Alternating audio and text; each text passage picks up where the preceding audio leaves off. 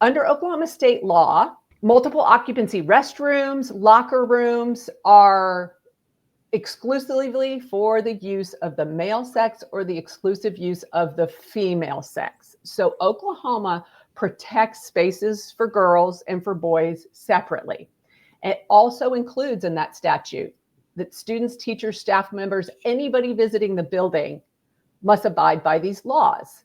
And it really defines what that means about how we decide who can go in the girls' spaces and who can go in the boys' spaces. It says it's the physical condition of being male or female based on genetics and physiology as identified by the individual's original birth certificate. Now, they can have single-use bathrooms that are sort of marked gender neutral. Anybody can use them, but you cannot say you're trans and use a girl's room or a boy's room that's opposite to your biological gender in Oklahoma.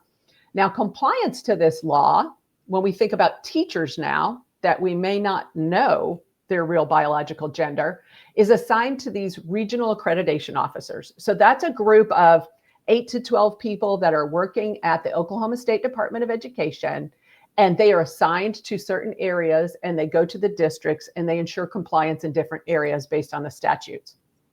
However, it's very unclear how an RAO, a regional accreditation officer, would know if districts are following this law with regard to staff members, if the district is concealing the actual biological gender of staff members. So the background check process, the fingerprint process runs through the Oklahoma State Department of Education, but it's not as though someone who's covering perhaps even up to 100 districts, I think they cover about 80 districts, is going to know every staff member there and is going to be aware of these things. So there's a lot of questions about compliance here to Oklahoma law. So we reached out to Superintendent Ryan Walters. We reached out to the Director of Communications at the OSDE. We reached out to Superintendent Braden Savage at Western Heights, trying to ask some of these questions on behalf of parents. We also reached out to Cameron Baker to ask about his roles there, to have an honest conversation about being a transgender educator in Oklahoma, but no one is willing to talk about this or acknowledge the fact that there are, in fact, transgender educators working in the classroom.